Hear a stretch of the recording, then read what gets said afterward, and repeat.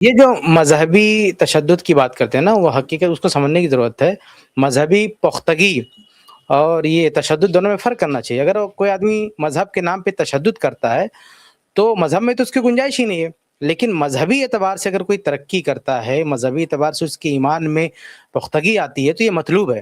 الایمان یزید و ینقص، یہ ہمارا عقیدہ ہے، ایمان گھٹتا بڑھتا رہتا ہے۔ تو مذہب پر جو آدمی کا یقین ہے، مذہب سے جو تعلق ہے، اس میں بھی کمی بیشی ہوتی رہتی ہے، اور یہ تعلق جتنا مضبوط ہوگا آدمی اتنا ہی نیک ہوگا، اتنا ہی وہ پرامن ہوگا۔ تو اگر مذہبی اعتبار سے کوئی آدمی کی ترقی ہو رہی ہے، اس کے اندر پختگی آ رہی ہے، تو یہ کوئی معیوب بات نہیں ہے، اس کے لیے تو بہت اچھی بات ہے۔ جتنا وہ اللہ سے قریب ہوگا اتنا اس کے اندر تقوی آئے گا، اور جتنا تقوی آئے گا اتنا لوگوں کے لیے پرامن ہوگا، فائدہ مند ہوگا، اپنے لیے، اپنے قوم قبیلے کے لیے، اپنے خاندان کے لیے، اپنے ملک کے لیے، پوری دنیا کے لیے وہ فائدہ مند ہوگا۔ تو یہ کوئی نگیٹو چیز نہیں ہے کہ مذہبی اعتبار سے اگر آدمی ترقی کر رہا ہے، وہ بڑھتا جا رہا ہے، تو کوئی اس میں حرج کی بات نہیں۔ لیکن اگر آدمی مذہب کا نام لے کے تشدد پر آ جا رہا ہے تو اس کو مذہب کا رنگ نہیں دیں گے کہ اس میں مذہب کا کوئی لینا دینا ہے۔ اچھا، اور پھر کسی چیز کا تجزیہ کرتے ہوئے اس کے نگیٹو پازیٹو سارے چیزیں دیکھنی چاہیے نا۔ یعنی مذہب کے بہت سارے پازیٹو پہلو اس وقت دنیا میں موجود ہیں، لیکن یہ حضرات جب بھی مذہب پر بات کرتے ہیں وہ ہمیشہ اس کا نگیٹو پہلو ہی دکھاتے ہیں۔ آپ دیکھیں دنیا میں کتنا صدقات و خیرات ہوتا ہے، غریبوں کا تعاون ہو رہا ہے، وہ سب مذہبی لوگ کر رہے ہیں۔ اتنی ساری برائیوں سے بچانے میں ایک بنیادی فیکٹر مذہب کا ہے۔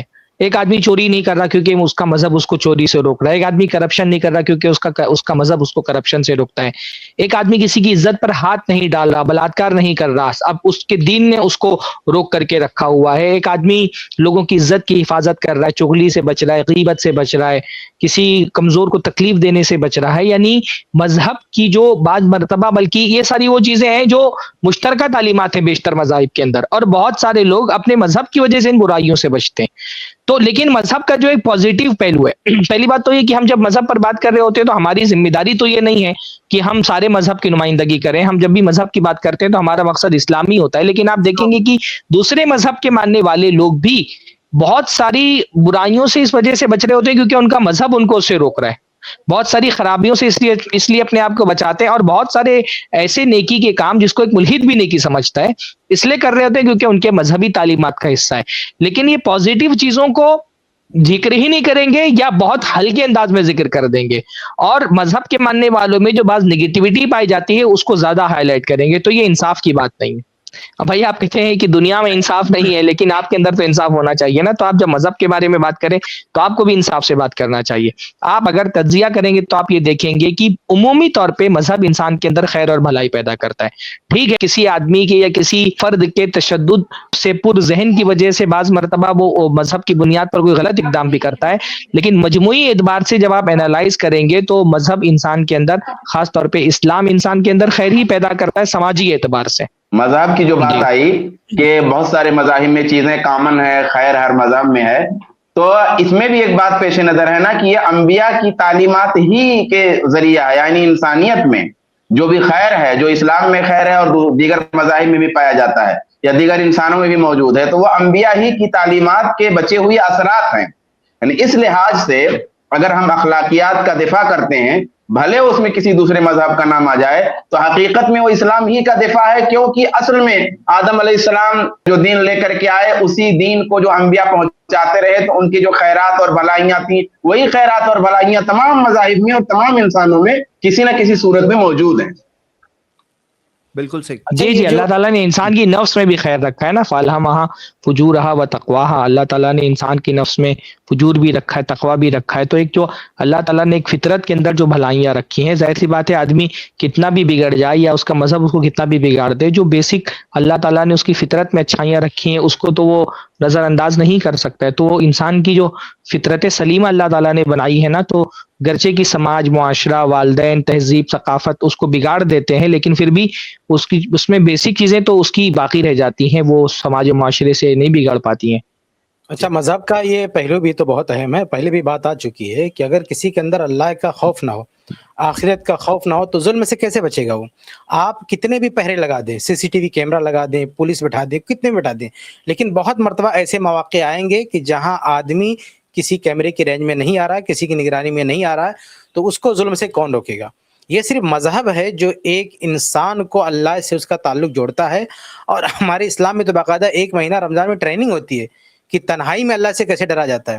اس کی ٹریننگ ہوتی ہے کہ بند کمرے میں کوئی نہیں پھر بھی کچھ نہیں کھانا ہے, کچھ نہیں, جو حلال ہے نا اس سے رکنے کی ٹریننگ ہوتی ہے. تو بتائیے جو اس قدر ٹرینڈ ہو جائے کہ حلال چیزوں کو بھی اللہ کے خوف سے دور رکھتا ہے تو وہ حرام چیزوں کی طرف کیسے جائے گا.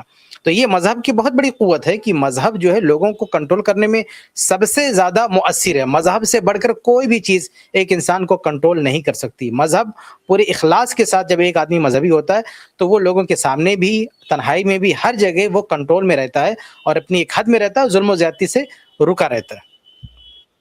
بالکل صحیح. میں اس بارے میں ایک آپ یہ دیکھو گے کہ اسلام نے تمام زندگی کی چیزوں میں جو طریقہ سکھایا وہ ماڈریٹ طریقہ. آپ دیکھو گے بعض لوگ جب عبادت کرنے پہ آتے ہیں تو روحانیت اختیار کر لیتے ہیں, شادی نہیں کرتے ہیں, پیسہ ان کے لیے کمانا ناجائز ہو جاتا ہے. دیندار یعنی کہ مذہب کے نام میں جب وہ بہت ہی عبادت پہ اترتے ہیں تو اچھا انسان وہ ہوتا ہے جو سب چیز تیاگ دے, چھوڑ دے. لیکن اسلام نے سکھایا نہیں, آپ کو یہ معاشرے میں رہنا ہے لیکن اللہ کے حکموں کے مطابق زندگی گزارنی ہے. نبی صلی اللہ علیہ وسلم نے فرمایا ہلک المتنطعون, کہ جو تشدد اور ایکسٹریمز پہ جاتے ہیں وہ لوگ ہلاک ہو گئے. نبی صلی اللہ علیہ وسلم نے 3 بار یہ فرمایا, صحیح مسلم میں حدیث موجود ہے. تو ایسے تشدد ٹیررزم کی طرف لے جاتا ہے, انسان کے اندر شفقت اور رحمت ختم ہو جاتی ہے, اپنے اوپر ہی چیزیں مشکل بنا دیتے ہیں اور شریعت کی دی ہوئی لمٹس پھر آخر میں جا کے وہ خود ہی کراس کرتے ہیں, کیونکہ وہ ایسی چیز اپنے اوپر لازم کر دیتے ہیں. جیسے دیکھتے ہیں کہ جو لوگ اس طرح سے اپنی زندگی بناتے ہیں کہ شادی نہیں کریں گے, پھر وہ دوسرے غلط چیزوں کی طرف کئی بار مائل ہو جاتے ہیں. تو اسلام نے اس چیز سے منع کیا. اور جو بات ہو رہی تھی کہ ریلیجس لوگ, آپ دیکھو گے کہ جو یہ بات کہہ رہے تھے جاوید اختر کہ کس طرح سے ریلیجس لوگوں میں ریلیجن کی وجہ سے برائی, آپ کو دیکھنا ہے. دیکھیے یہ رپورٹ دیکھیے, پیور ریسرچ کی رپورٹ ہے. Highly religious adults more engage with family, more likely to volunteer and happier over all.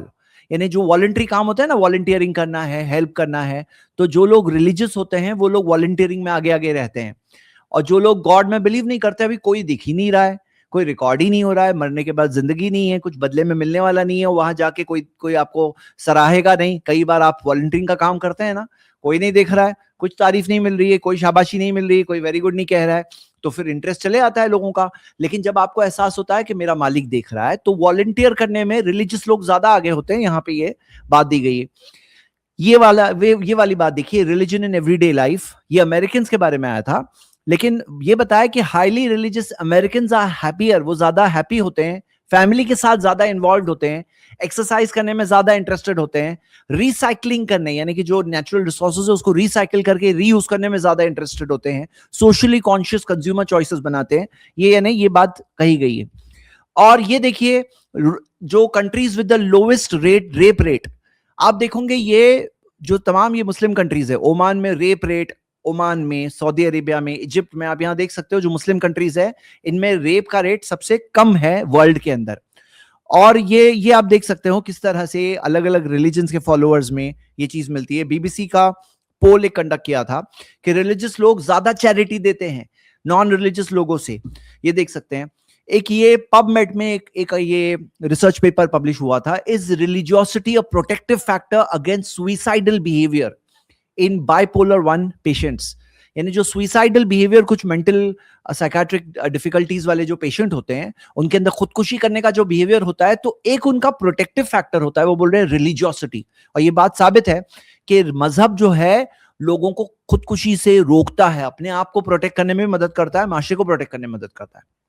لیکن ایک بات یہ بھی ہے کہ مذہب کے اندر صحیح انڈرسٹینڈنگ مذہب کے بارے میں, ہاں ایسے لوگ ہیں مذہبی لوگ جنہوں نے دنیا میں فساد پھیلایا, برائی پھیلائی, لیکن جو مذہب کے نام میں تشدد اور ایکسٹریمزمز میں گئے, یا جو مذہب کے نام میں ایک رانگ کنسپٹ آف گاڈ میں چلے گئے, تو ایسے لوگ جو ہوتے ہیں کئی بار مذہب کے نام میں غلط چیز بھی کیے ہیں.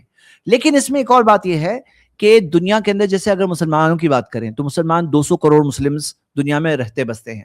اب کچھ لوگوں کو لے کر کے سارے مسلمانوں کے اوپر, سارے دیندار لوگوں کے اوپر چھاپا نہیں جا سکتا ہے. اوور جنرلائزیشن جو یہ لوگ کرتے ہیں, یہ بات ناانصافی کی بات ہوتی ہے. اس کلپ کی فل ویڈیو دیکھنے کے لیے ہمارے چینل پر ضرور آئیں.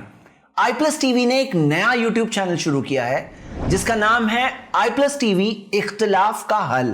اس چینل پر صرف اختلافی مسائل پر ویڈیوز آئے گی, لیکن دلائل کے ساتھ اور بھائی چارگی کے ساتھ. آپ کو میں دعوت دیتا ہوں کہ آپ بھی ہمارے اس چینل کو سبسکرائب کریں, ہماری ویڈیوز کو شیئر کریں اور نوٹیفیکیشن آئیکن کو آل سلیکٹ کریں تاکہ آپ کو ہماری ویڈیوز کا نوٹیفیکیشن مل سکے. جزاک اللہ خیر, والسلام علیکم ورحمۃ اللہ.